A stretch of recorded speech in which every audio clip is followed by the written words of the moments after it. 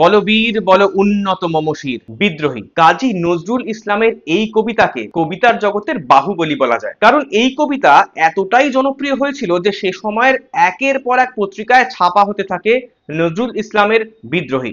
আর এই কবিতার প্রথম শ্রোতা কে ছিলেন সেই নামটাও বেশ ইন্টারেস্টিং, তবে সেই গল্পে একটু পরে আসছি। সালটা 1921। নজরুলের বিয়ে হয়েছে পূর্ববঙ্গের দৌলতপুরে। নানা কারণে বিয়ের আসর ছেড়ে বেরিয়ে এসেছেন নজরুল।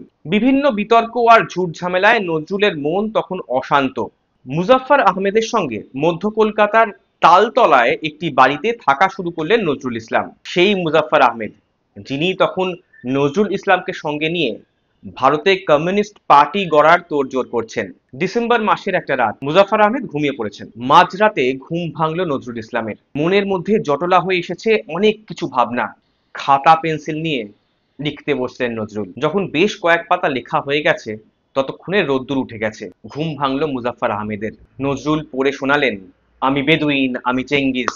আর এভাবেই বিদ্রোহী কবিতার প্রথম শ্রোতা হলেন ভারতীয় কমিউনিস্ট পার্টির প্রতিষ্ঠাতা মুজাফফর আহমেদ। ভিডিও দেখার ফাঁকে ফলো করুন টুক করে কলকাতার কলম্বাস নতুন নতুন গল্পের খোঁজে।